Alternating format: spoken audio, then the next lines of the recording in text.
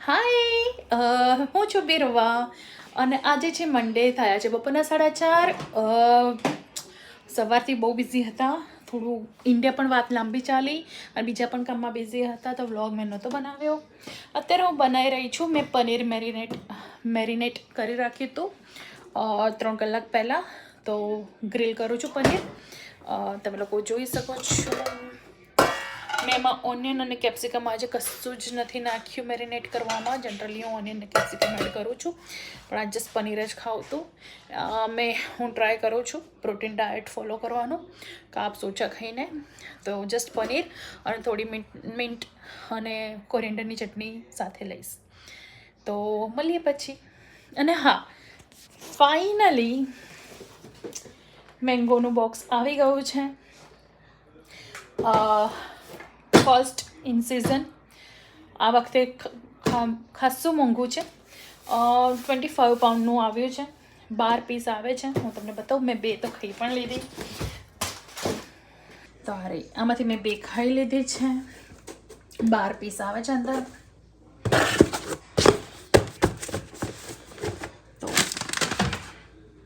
Generally every year around 18 pound or 20 પાઉન્ડની around હોય છે, પણ આ વખતે આઈ ડોન્ટ નો, કદાચ વોરના રીઝનથી કે શું રીઝન છે, મેંગોઝ બહુ જ એક્સપેન્સિવ છે હજી.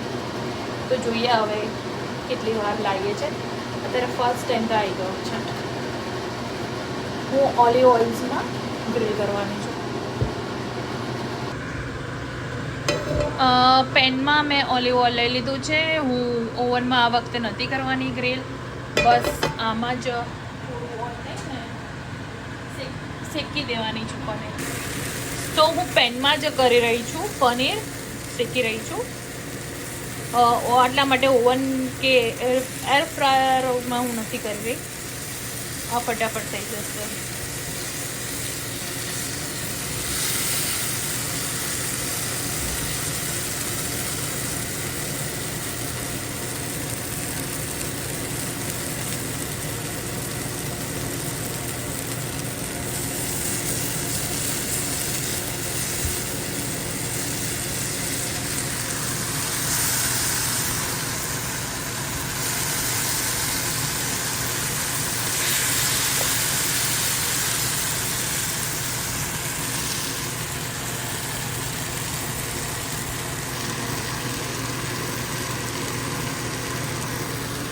मिंट चटनी रेडी है मेरी.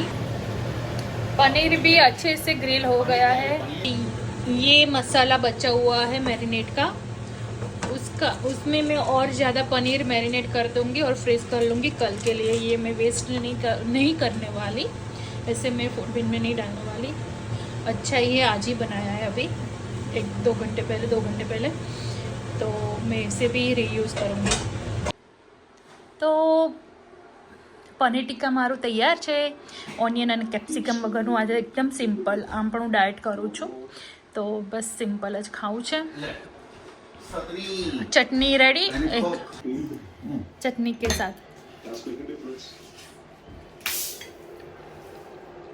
મસ્ત બનાવ્યું. અત્યારે હવે અમે આજે ડિનર ચાલુ કરી લીધું અને જઈ રહ્યા છીએ ટેમ્પલ, હરે કૃષ્ણ ટેમ્પલ, વોટફોર્ડ. થયું કે ફ્રી છીએ તો ટેમ્પલ જઈ આવીએ. બહુ ટાઈમથી નથી ગયા. તો જો આકાશમાં, સ્કાયમાં કેટલું ક્લાઉડી દેખાય છે. યુકેમાં મોસ્ટલી આકાશ, સ્કાય આ રીતે જ હોય છે, ક્લાઉડી. એકદમ ક્લિયર સ્કાય તો બહુ રેરલી જોવા મળે છે. અમે કેનેડા ગયા હતા. ઓ માય ગોડ, કેટલું બ્લુ સ્કાય જોવા મળ્યું હતું ત્યાં. પણ અહીંયા ખબર નહીં, ઓલવેઝ આવું જ હોય છે. કેટલા મસ્ત લાગે છે રોડ. ટ્રાફિક પણ નથી અત્યારે. પેલી બાજુ કેટલો ટ્રાફિક હતો હમણાં. કામકાજ ચાલતું હશે. તો અમે લોકો પહોંચી ગયા છે મંદિરમાં. આજે મંડે છે તો જે એકદમ નજીકનું કાર પાર્ક છે ને ત્યાં જ અમને આજે પાર્કિંગની જગ્યા મળી ગઈ છે. બાકી સન્ડે આવીએ તો પેલી બાજુનું જે એરિયા દેખાય છે ને ત્યાં કાર પાર્ક મળે છે જનરલી. તો આજે બહુ જલ્દી અહીંયા ટાઇલથી કરેલું છે હરે કૃષ્ણ કૃષ્ણ કૃષ્ણ હરે હરે હરે રામા રામા રામા હરે.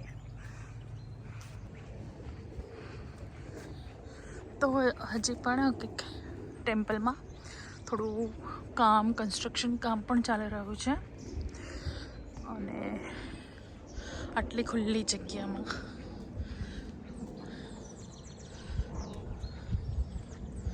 વચ્ચે ટેમ્પલ છે.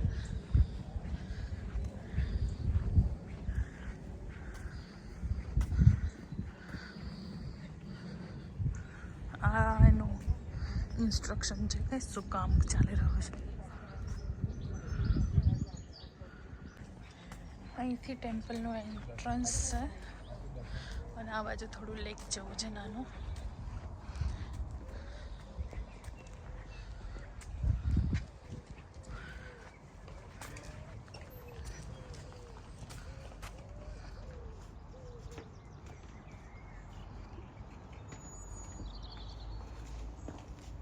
અહીંથી એન્ટ્રન્સ છે.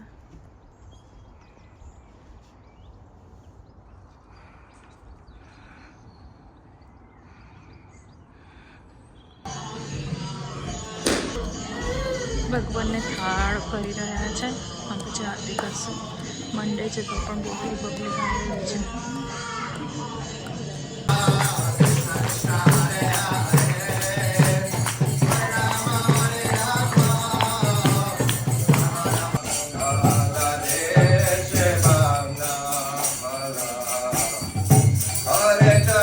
તો હવે અમે મંદિરેથી નીકળી રહ્યા છીએ ઘર તરફ જવા. સરસ આરતીના ટાઈમે જ અમે પહોંચ્યા તો આરતી પણ સરસ થઈ ને અમે કલાક મંદિરમાં સ્પેન્ડ કર્યો. હવે જઈએ છીએ ઘરે. ફ્રી થઈ ગઈ છું, બધું કામ પતાવીને લંચ પણ ભરી દીધો છે. તો સવારમાં ટાઈમ બચી જાય, જલ્દી ના કરવું પડે બધું કામમાં. તો મેં અત્યારથી બધી પ્રિપરેશન કરી લીધી. બસ થોડું ગેસ સાફ કરવાનું બાકી હતું, એ હું તે કરી રહી છું. હા, અને કાલે ટ્યુબ સ્ટ્રાઇક છે, કાલથી 2-3 દિવસ. તો પતા નહીં ટ્યુબ સ્ટ્રાઇક કેટલા દિવસ ચાલશે. એકચ્યુઅલી 2-3 દિવસ છે, સોરી. પણ શું સિચ્યુએશન હશે ટ્રેનનું, કાલે મારે જે લાઈન લેવાની છે એ ક્યાં સુધી ચાલશે અને કેટલા ફ્રિકવન્સી એની શું હશે. કદાચ આખી એન્ટર લાઈન જ બંધ હશે. મેં હજી કશું ચેક નથી કર્યું, હું હમણાં ચેક કરીશ. એટલે મારે થોડું એ રીતે પણ પ્રિપેર રહેવું પડશે કે મોર્નિંગમાં થોડું રશ હશે. ઇવન બાય બસ જઈશ તો પણ ઓલવેઝ ટ્રેન એન્ડ ટ્યુબ સ્ટ્રાઇકના કારણે ટ્રાફિક બધે વધારે હોય છે. તો જોઈએ હવે કાલે. જ્યારે બી સ્ટ્રાઇક હોય ને ત્યારે હસલ બહુ થઈ જાય છે. જે લોકો ઘરેથી કામ ચૂઝ કરી શકે છે એ લોકો વર્ક ફ્રોમ હોમ જ પછી કરી લેતા હોય છે. તો પણ લંડન બહુ બિઝી થઈ જાય છે ટ્રેન સ્ટ્રાઇકને કારણે. એ મોસ્ટલી લોકોનું ટ્રાન્સપોર્ટેશન ટ્રેનમાં જ હોય છે કામ માટેનું.